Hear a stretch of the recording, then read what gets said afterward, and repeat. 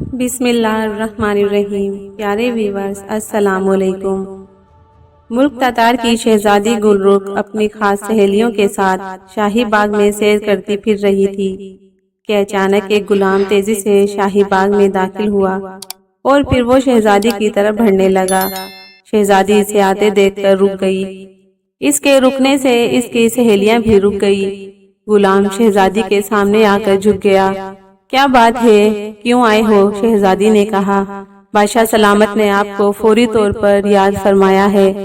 غلام نے کہا، اوہ، ہم ابھی حاضر ہو جاتے ہیں۔ شہزادی نے کہا تو غلام نے سلام کیا اور جتنی تیزی سے آیا تھا اتنی تیزی سے واپس چلا گیا۔ تو شہزادی نے اپنی سہیلیوں کو جانے کی اجازت دی اور خود بھی اپنے خاص محل میں پہنچ گئی۔ اس نے لباس بدلا اور اپنی دو خاص کنیزوں کو ساتھ لے کر وہ شاہی محل میں پہنچ گئی۔ اسے بتایا گیا کہ بادشاہ سلامت اپنے خاص کمرے میں ہیں، تو اس نے دونوں کنیزوں کو وہیں رکنے کا کہا اور خود وہ خاص کمرے میں داخل ہو گئی۔ لیکن اندر داخل ہوتے ہی وہ بے اختیار چونک پڑی، کیونکہ وہاں بادشاہ کے علاوہ ایک بوڑھا آدمی بھی موجود تھا۔ آؤ شہزادی گل رخ، یہ بزرگ ملک ایران سے آئے ہیں۔ ان کا نام بزرگ بابا ہے اور یہ تمہارے لیے ایک خاص پیغام لے کر آئے ہیں، اسی لیے ہم نے تمہیں بلوایا ہے، بادشاہ نے کہا۔ تو شہزادی نے بادشاہ کے ساتھ ساتھ اس بزرگ بابا کو بھی سلام کیا اور کرسی پر بیٹھ گئی۔ جیتی رہو، بزرگ بابا نے اسے دعائیں دیتے ہوئے کہا۔ اب آپ خود ہی اسے بتا دیں، بادشاہ نے بزرگ بابا سے مخاطب ہو کر کہا۔ شہزادی صاحبہ، میں ملک ایران میں رہتا ہوں۔ میں ایک روز گھومتا پھرتا ایک پہاڑی علاقے میں چلا گیا تو وہاں میں نے ایک انتہائی خوبصورت محل دیکھا اور میں یہ محل دیکھ کر بے حد حیران ہوا، کیونکہ اس جیسا خوبصورت محل اس سے پہلے میں نے کبھی نہیں دیکھا تھا۔ میں نے محل کے دربانوں سے معلوم کیا کہ یہ کس کا محل ہے، تو انہوں نے مجھے بتلایا کہ یہ محل ایک بوڑھے جادوگر کا ہے، جس کا نام تو کچھ اور ہے لیکن سب اسے بوڑھا جادوگر کہتے ہیں۔ میں نے محل میں داخل ہونے کی کوشش کی لیکن مجھے اندر نہ جانے دیا گیا۔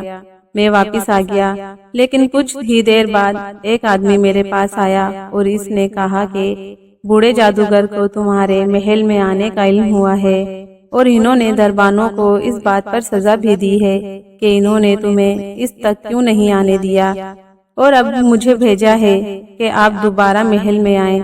بوڑھا جادوگر آپ سے ملنا چاہتا ہے، جس پر میں نے اس سے وعدہ کر لیا کہ کل میں محل میں آؤں گا۔ چنانچہ دوسرے روز میں محل میں پہنچ گیا۔ بوڑھا جادوگر واقعی بے حد بوڑھا بھی ہے اور انتہائی بدصورت بھی۔ وہ مجھے ایک کمرے میں لے گیا جہاں دیوار پر ایک بڑی سی تصویر لگی ہوئی تھی۔ یہ تصویر ایک خوبصورت شہزادی کی تھی۔ اس نے مجھے بتایا کہ اس کا نام شہزادی گل رخ ہے اور یہ ملک تاتار کی شہزادی ہے اور بوڑھا اس سے شادی کرنا چاہتا ہے۔ اس نے مجھے کہا کہ میں بادشاہ تاتار کے پاس جاؤں اور ان سے یہ بات کروں۔ اگر بادشاہ رضامند ہو جائے تو ٹھیک، ورنہ وہ اپنے خاص دیو کو بھیج کر بادشاہ کو ہلاک کرا دے گا اور پھر خود تخت پر قبضہ کر کے زبردستی شہزادی گل رخ سے شادی کر لے گا۔ میں نے اسے بے حد سمجھانے کی کوشش کی کہ وہ ایسا نہ کرے، لیکن وہ اپنی بات پر باضد رہا۔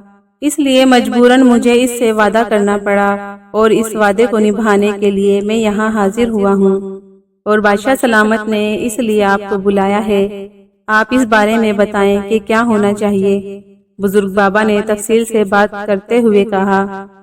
کیا وہاں واقعی میری ہی تصویر تھی؟ شہزادی نے حیرت بھرے لہجے میں کہا۔ ہاں شہزادی صاحبہ، وہ آپ ہی کی تصویر تھی، بزرگ بابا نے جواب دیتے ہوئے کہا۔ لیکن ہماری تو منگنی ملک ساسان کے شہزادے پرویز سے ہو چکی ہے اور آئندہ ماں شادی بھی ہے۔ کیوں ابا جان؟ شہزادی نے پریشان ہوتے ہوئے کہا۔ ہاں، میں نے پہلے ہی بزرگ بابا کو یہ بات بتائی ہے، بادشاہ نے کہا، لیکن آپ کے انکار کے بعد وہ بوڑھا جادوگر بادشاہ سلامت کو ہلاک کر دے گا اور آپ سے زبردستی شادی کر لے گا۔ وہ جادوگر بھی ہے اور اس کے پاس ایک دیو بھی ہے جو انتہائی طاقتور ہے، بزرگ بابا نے کہا۔ آپ فکر مت کریں اور جا کر کہہ دیں اس بوڑھے جادوگر سے کہ میں اس کے منہ پر بھی تھوکنا پسند نہیں کرتی۔ شہزادی نے کہا اور اٹھ کر کھڑی ہوئی۔ پھر اس نے بادشاہ سے اجازت لی اور ان کے خاص کمرے سے نکل کر اپنے محل میں آ گئی۔ اس کے چہرے پر غصے کے تاثرات تھے۔ اس نے اپنے کمرے میں پہنچ کر زور سے تالی بجائی تو ایک کنیز اندر داخل ہوئی۔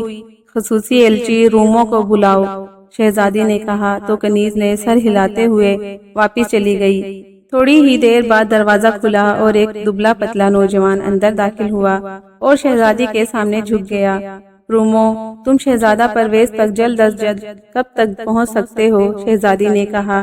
شہزادی صاحبہ، آپ کا خادم راتوں رات تیز رفتار گھوڑے پر سفر کر کے صبح کو شہزادے کے حضور حاضر ہو سکتا ہے، جبکہ باقی تمام ایلچی 2-3 روز سے پہلے نہیں پہنچ سکتے۔ رومو ایلچی نے جواب دیا۔ تو جاؤ اور شہزادہ پرویز کو ہمارا پیغام دو کہ وہ فوراً یہاں آ کر ہم سے ملے، شہزادی نے کہا، اور اس کے ساتھ ہی اس نے اپنے گلے سے ایک قیمتی ہار اتار کر رومو ایلچی کو دے دیا۔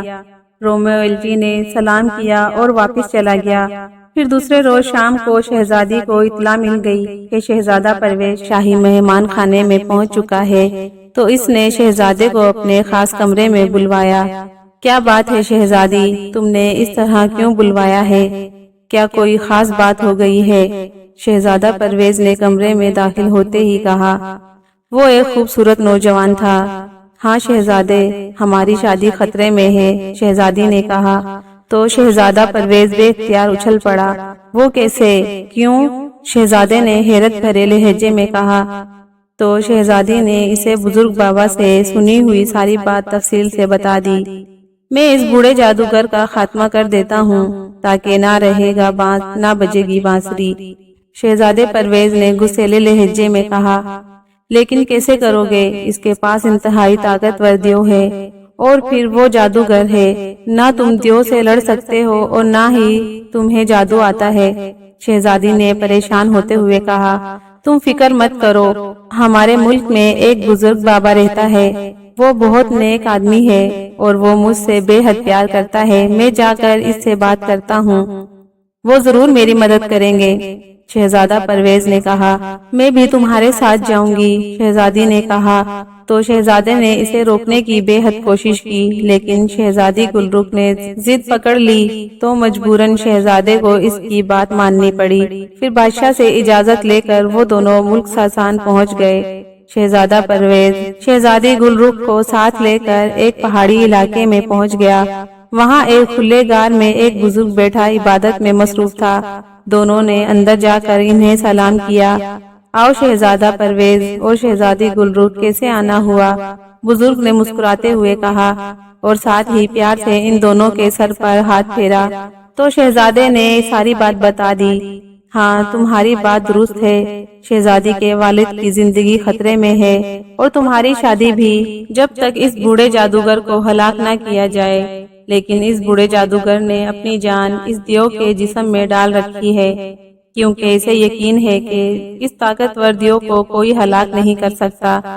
بزرگ بابا نے کہا۔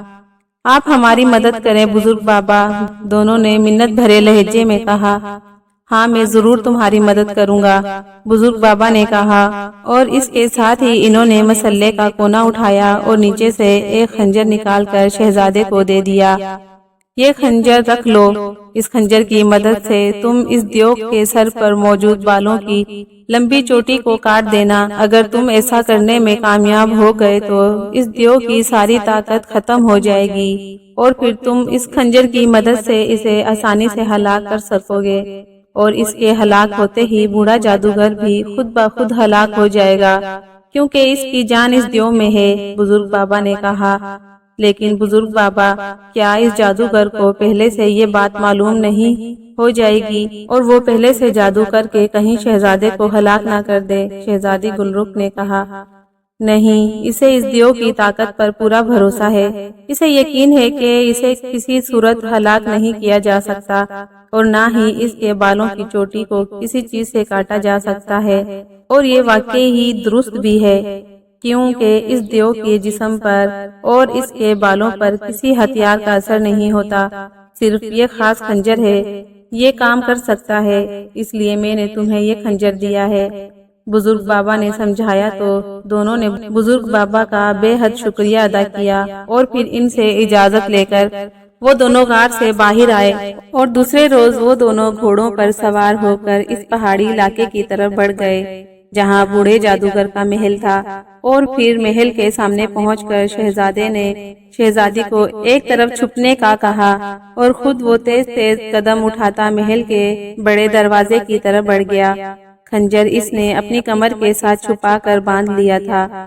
میرا نام شہزادہ پرویز ہے اور میں بوڑھے جادوگر کو ہلاک کرنے آیا ہوں۔ شہزادہ پرویز نے محل کے سامنے پہنچ کر اونچی آواز میں کہا تو محل کا دروازہ کھلا اور ایک دیو باہر آ گیا۔ اس دیو کے سر پر ایک لمبی سی بالوں کی چوٹی تھی، اس کی بڑی بڑی مونچھیں تھی، اس نے صرف ایک زیر جامہ پہنا ہوا تھا، اس کا جسم بے حد مضبوط اور طاقتور تھا، اس کا سر پہلوانوں کی طرح گنجا تھا اور صرف سر کے درمیان بالوں کی ایک لمبی سی چوٹی تھی، اس کی کلائیوں میں بھی سونے کے موٹے موٹے کڑے تھے۔ تم آئے ہو بوڑھے جادوگر کو ہلاک کرنے، میں ابھی تمہاری چٹنی بناتا ہوں، دیو نے انتہائی غصیلے لہجے میں کہا۔ خبردار، اگر تم آگے بڑھے تو، شہزادے نے فوراً ہی کمر سے بندھا ہوا خنجر ہاتھ میں لیتے ہوئے کہا، اس چھوٹے سے خنجر سے مجھے ہلاک کرو گے؟ واہ واہ، تم تو واقعی بھولے شہزادے ہو، دیو نے کہا لگاتے ہوئے کہا، اور اس کے ساتھ ہی اس نے جھپٹ کر شہزادہ پرویز کی کمر ایک ہاتھ سے پکڑی اور اوپر اٹھا لیا۔ شہزادہ تو خود یہی چاہتا تھا کہ دیو اسے اوپر اٹھائے تاکہ اس کا ہاتھ دیو کی چوٹی تک پہنچ سکے، ورنہ تو دیو اس سے اتنا اونچا تھا کہ اس کا ہاتھ کسی صورت بھی اس کے سر تک نہ پہنچ سکتا تھا۔ ادھر شہزادی نے جب دیکھا کہ دیو نے شہزادے کو اس طرح پکڑ لیا ہے تو اس کے چہرے پر گہری اداسی کے تاثرات ابھر آئے۔ وہ یہی سمجھی تھی کہ دیو ابھی شہزادے کو ہلاک کر دے گا، لیکن دوسرے لمحے وہ یہ دیکھ کر اچھل پڑی کہ شہزادے نے ایک حرکت کی اور اس دیو کے گھٹنے پر پیر رکھ کر اس نے چھلانگ لگائی اور ہاتھ میں موجود خنجر کے ایک ہی وار سے اس دیو کی چوٹی کاٹ ڈالی۔ جیسے ہی دیو کی چوٹی کٹی، دیو چیخ مار کر نیچے گر گیا اور شہزادے نے اچھل کر اس کے سینے پر پوری قوت سے خنجر مار دیا۔ خنجر دستے تک اس کے سینے میں گھس گیا۔ اسی لمحے ایک انتہائی بوڑھا اور بدصورت آدمی جس نے جادوگروں کا لباس پہنا ہوا تھا، چیختا ہوا محل سے باہر آتا دکھائی دیا۔ وہ بوڑھا جادوگر تھا، لیکن اس سے پہلے کہ وہ وہاں پہنچتا دیو ہلاک ہو گیا، اور اس کے ہلاک ہوتے ہی بوڑھا جادوگر بھی چیختا ہوا نیچے گرا اور ہلاک ہو گیا۔ اس کے ساتھ ہی ایک دھماکہ ہوا اور ہر طرف دھواں سا چھا گیا، اور پھر ایک روتی ہوئی آواز سنائی دی، میرا نام بوڑھا جادوگر تھا، میں نے اپنی جان دیو میں رکھی ہوئی تھی، لیکن شہزادہ پرویز نے دیو کو ہلاک کر کے مجھے بھی ہلاک کر دیا۔ پھر جب آواز بند ہوئی تو دھواں بھی جھٹ ہو گیا، تو وہاں موجود محل بھی غائب ہو چکا تھا، اور وہاں دیو اور بوڑھے جادوگر کی لاش پڑی ہوئی تھی۔ شہزادی بے حد خوش ہوئی اور پھر ایک ماہ بعد ان دونوں کی شادی انتہائی دھوم دھام سے ہو گئی اور وہ دونوں ہنسی خوشی زندگی گزارنے لگے۔ پیارے ویورز، آپ کو میری کہانی اچھی لگی تو پلیز چینل کو سبسکرائب ضرور کریں، ویڈیو کو لائک کریں اور شیئر کریں۔ شکریہ۔